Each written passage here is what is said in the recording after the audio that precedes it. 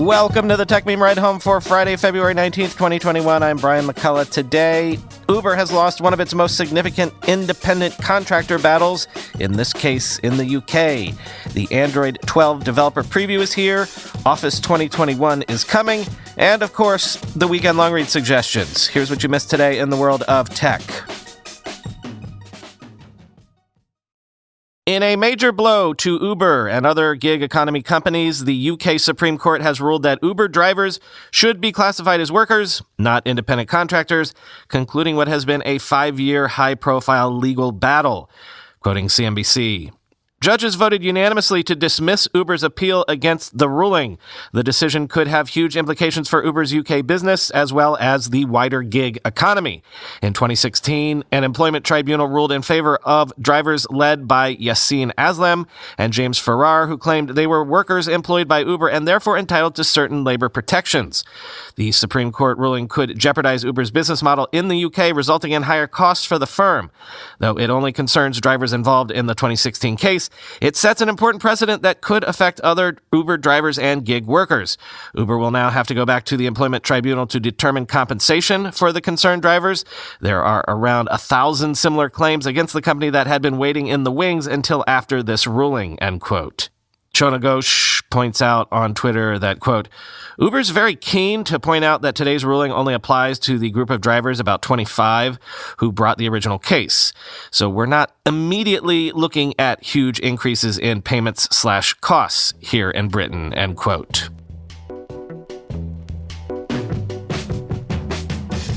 Devs, rev, and start your engines. Google has released the Android 12 developer preview, available for Pixel devices, with under-the-hood changes including added security, a whole bunch of design tweaks, and support for more media formats.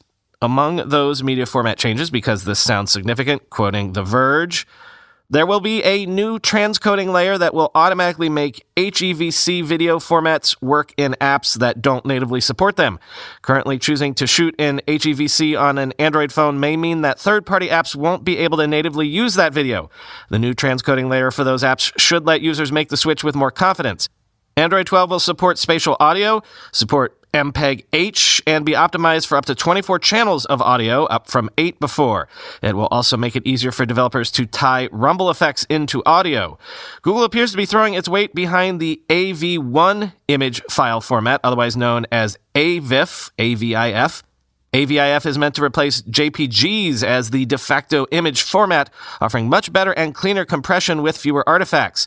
Netflix in particular has been a big proponent of the format. If AV1 sounds familiar, that's because it's an offshoot of the AV1 video format that major tech companies proposed some years back, and both Netflix and Google have partially adopted. AVIF also isn't to be confused with the similar HEIF, which Apple's cameras have been shooting for some time. Google says that it does not intend to make AVIF the default image format for the camera apps, so this is still just a first step. And sticking with multimedia, Android 12 will simply do a better job of moving different kinds of media between apps. It's creating a new rich content insertion API that will let you cut and paste or drag and drop multiple kinds of content, including plain and styled text to mark up images, videos, audio files, and more, end quote. Mark Gurman doing his thing once again. This time he says that Apple is working on a magnetically attached battery pack for iPhone 12s that would wirelessly charge the handset once you just, click it right onto the back. Quote, "The battery pack would attach to the back of an iPhone 12 using the MagSafe system, which all the new phones use for charging and pairing other accessories like cases and wallets. Some prototypes of the battery pack have a white rubber exterior," said one of the people who asked not to be identified because the product isn't yet public. The new accessory would differ from Apple battery add-ons for previous iPhones in that it only provides additional battery life and doesn't serve as a full protective case. In internal testing, the magnetic attachment system has proved strong enough for the charging unit to stay in place, but the accessory's development has been slowed by software issues, such as the iPhone erroneously indicating that the pack is overheating. Apple also has been working to mend issues related to a customer switching between using the device on an iPhone, sometimes with and without a case. The Apple accessory, if ultimately launched, would rival similar offerings released by small makers in recent months. The company has also discussed other MagSafe accessories internally, including the potential for an in-car attachment. One of the people said, though, that product hadn't made its way into formal development. Apple has also internally discussed a goal of letting many of its mobile devices like Apple Watches, AirPods, and iPhones charge each other, but that functionality is unlikely in the near future. For the 2019 iPhones, Apple planned but canceled a feature that would let users charge AirPods on the back of the phone, end quote. Which I had totally forgotten about that. Remember, I think we talked about the utility of being able to charge your AirPods in your pocket if you put the phone and AirPods in the same pocket. Although, as Joanna Stern snarked on Twitter, maybe Apple is thinking of more immediate use cases right now. Quote, headline revision. Apple is working on a magnetic battery pack to make the iPhone mini usable, end quote. Have users of the mini been frustrated by battery life? I had not heard that. Microsoft has announced new standalone versions of Office. Office 2021 will be available for Windows and macOS later this year. This is what you buy if you don't want to do the whole Microsoft 365 subscription thing, quoting The Verge. Microsoft is announcing two new versions of Office today, a consumer Office 2021 version and Office LTSC for commercial customers. Microsoft isn't fully detailing all of the features and changes in Office 2021 just yet, but the Office LTSC, which stands for Long-Term Servicing Channel, will include things like dark mode support, accessibility improvements, and features like dynamic arrays and XLOOKUP in Excel. Office 2021 will include similar features. Don't expect any major UI changes, though. Dark mode is the obvious change visually, but Microsoft will still focus most of its interface and cloud-powered features on the Microsoft 365 versions of Office first. Office LTSC is a clear recognition from Microsoft that not all of its business customers are ready to move to the cloud. Quote, it's just a matter of trying to meet customers where they are, explains Jared Sperato, head of Microsoft 365, in an interview with The Verge. We certainly have a lot of customers that have moved to the cloud over the last 10 months. That's happened en masse, really. At the same time, we definitely have customers who have specific scenarios where they don't feel like they can move to the cloud, end quote. Those specific scenarios might include regulated industries where processes and apps can't change on a monthly basis, or manufacturing plants that rely on Office and want a locked-in time release. Microsoft is also committing to another perpetual version of Office for the future, but it's changing up pricing and how these new versions will be supported. Office LTSC will now only be supported for 5 years instead of the 7 that Microsoft has typically provided for Office. Pricing for Office Professional Plus, Office Standard, and individual apps is also increasing 10% for commercial customers, with Office 2021 consumer and small business pricing remaining the same, end quote.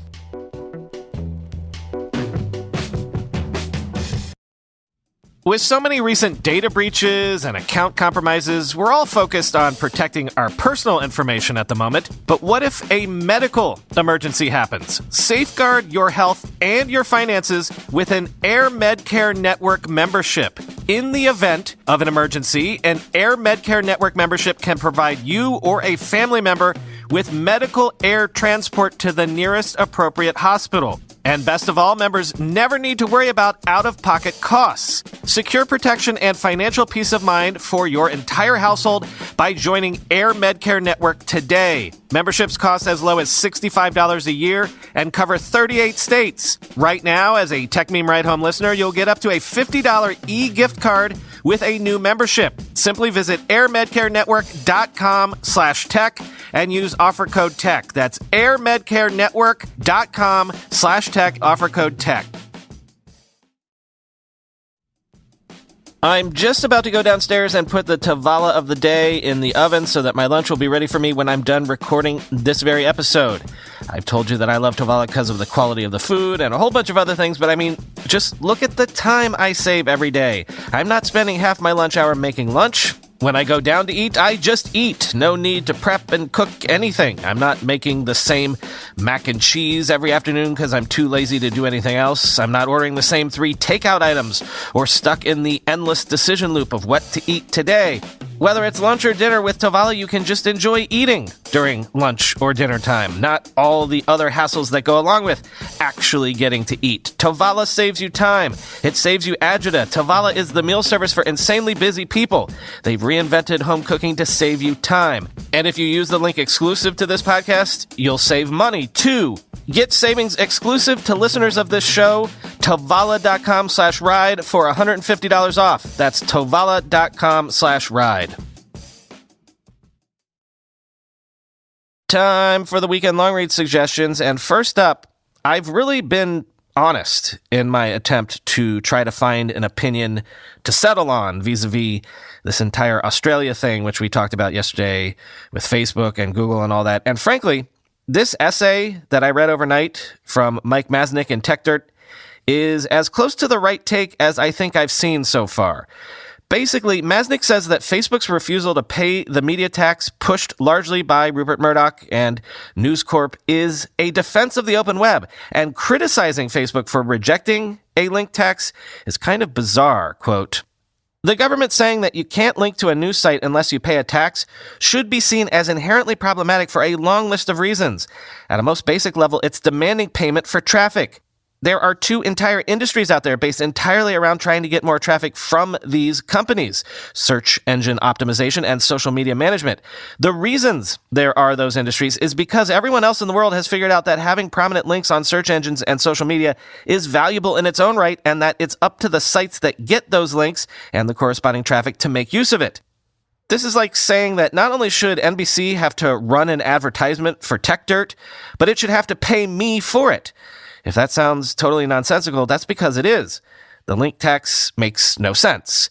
And we haven't even gotten to the other problematic part of the law, which is that it requires Facebook and Google to give newspapers a heads up to any algorithmic changes. This is completely disconnected from reality. Facebook and Google may make multiple algorithm changes every day just to keep their services running. Having to tell newspapers and them alone about those changes with a few weeks' notice is basically giving those news organizations the keys to the kingdom. It's telling them how to game the algorithms. If you think bogus clickbait is a problem now, just imagine what it's like when all the Australian press get to know the secrets behind the algorithm and get to prepare for any changes. This fight was not Facebook v. Australia or Facebook v. journalism, even though some ignorant or dishonest people are making it out to be the case. This was always Rupert Murdoch versus the open web. We may not like Facebook in the role of the defender of the open web, and it's far from the best representative for the open web, but Facebook saying that it won't pay a link tax is a defense of the open web and against Rupert Murdoch. It's the right move, and whatever else you might think of Facebook, the company deserves credit for taking the right stand here, end quote. So officially put me down as against this law, as it has been written for those exact reasons. Next, the recently departed CEO of Waze has gotten a lot of attention this week for writing an essay basically discussing the warts and all reality of what happens when your startup gets absorbed into a larger corporate overlord. In this case, he was dishing on Waze's decade or so now inside of Google. If you managed to catch it, Chris Messina and I spoke with the author of this piece on Clubhouse the other night, and it was amazing. If you haven't read the essay yet, please catch up. Quote, "I would recommend to the 2013 me to not try and innovate within Google, but rather focus on exiting the company as fast as possible and building the right team / structure / succession plan to make it happen instead of fighting the nature of the beast. This is easy to say, but extremely hard to do if you love your company and mission. When you decide to sell a company, you need to be honest with yourself that this is the end of your era and not pretend that you will be able to continue to build the company, but with a different shareholder. This will make the selling decision harder, and looking back, would have forced us to be more honest about what selling meant," end quote. I don't often share long reads from the Financial Times because they tend to have such a hard paywall. But if you can read this next piece, read it because I think it's really important. It looks into how and why the three biggest vaccine makers in the world, GlaxoSmithKline, Merck, and Sanofi, all failed to make COVID-19 vaccines successfully. It was up to other upstarts in the vaccine field to succeed. It's sort of a classic innovator's dilemma story. Quote, It is the new messenger RNA technology, which instructs the body to make part of the virus to provoke an immune response, used by BioNTech, Pfizer, and Moderna that ripped up conventional timelines and allowed them to produce trial vaccines for testing within weeks. But their success was far from assured. Before the pandemic, no mRNA vaccine had ever been approved. And in May, Ken Fraser, Merck's chief executive, said the idea of producing a new vaccine in 12 to 18 months was very aggressive. Less than a year on, mRNA vaccines look likely to change the industry forever. The big three incumbents preferred to prioritize their tried and tested methods. Companies tend to rely on their proprietary technologies because they think they can trust them and they don't want to infringe on rivals' intellectual property, said Mansour Amiji, professor of pharmaceutical sciences at Northwestern University. Until about 15 years ago, vaccines had been a backwater, said Mahoney. New growth products such as Merck's Gardasil for HPV and GlaxoSmithKline's Shingrix for shingles broke the mold, he said. But they were not enough to entice companies to pour money into development. When pharma companies were retrenching 10 years ago, he suspects early-stage vaccine programs were among those cut. Even a year ago, vaccines were still seen as stable, good businesses, but unsexy, says Laura Sutcliffe, an analyst at UBS. Now that's all changed. Investors are paying more attention, she said, end quote. Next, have you heard about how Citibank is out $500 million all down to a simple UI decision that went awry? Citibank was trying to make $7.8 million in interest payments, and it sent $900 million instead. Quote, the subcontractor thought that checking the principal checkbox and entering the number of a Citibank wash account would ensure that the principal payment would stay at Citibank. He was wrong. To prevent payment of the principal, the subcontractor actually needed to set the front and fund fields to the wash account as well as principal. The subcontractor didn't do that, end quote. The details of this are actually fascinating, and there are screenshots of the UI confusion in the piece. So, valuable lesson to you designers out there. Check it out. Next, it's a common thing to celebrate the anniversary of, a great movie or a great album or song, right? But as we go further into the internet era, an era defined by memes as much as works of art or historical events, we're going to have to start celebrating and looking back at and learning from, yes, the memes themselves. Like, it's now the 20th anniversary of the whole all your base are belong to us meme, and The Verge looks back on that, and in a way looks back on the idea of memes being actual historical and cultural events of import now. To think of it another way, the Charlie Bit My Finger baby is now like a high school freshman. By the way, once the most viewed YouTube video of all time, that video now has 878 million lifetime views on YouTube. And finally, this is what I mean when I was just talking about anniversaries of art. It's now the 20th anniversary of the Lord of the Rings trilogy coming out. You could argue that those movies were maybe the most influential of the first 2 decades of this century in terms of technological advances, for sure, and also selling Hollywood on the concept of nerdy cinematic universes. Certainly, there would have been no Game of Thrones TV show without the Lord of the Rings trilogy being a success. And so 20 years on, it's easy to forget what a big, bold, unbelievable risk those movies were, and to forget that they were originally only supposed to be 2 movies, quoting from this Polygon piece. The bones for Jackson's version were already in place, and that 2-film version understood that Samwise Gamgee was the hero of the entire story, the main character whose journey ultimately punctuates things. There was more singing in these drafts, road songs that felt directly lifted from Tolkien's text, but everything else was delivered at a clip. There was no time to actually get to enjoy the Shire, no room for Pippin and Merry to emerge as characters, and far less of the texture of Middle-earth. We met the elves in passing, there was an acknowledgement of Arwen and Aragorn, but no more. The main character, who benefited from the expansion to 3 films, was Gollum, who went from plot device to fully realized character. More than anything, the 2-film version felt like every choice they made was about trying to turn these into more conventional blockbusters at the expense of the dense history and the poetry that defines Tolkien's work, end quote. Only one weekend bonus episode this weekend.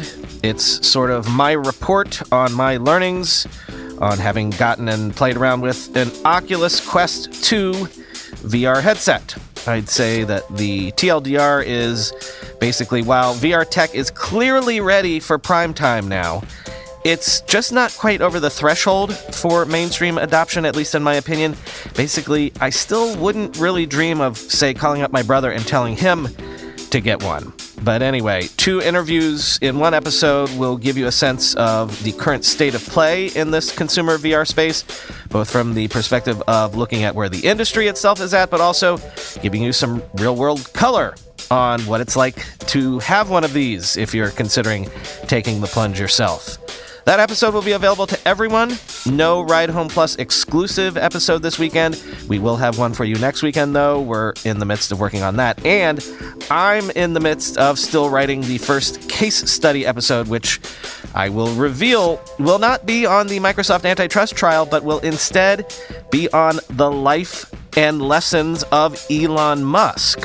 So look forward to that, and hope I get a chance to write some of that this weekend so that we can get it to you sometime soon. Talk to you on Monday.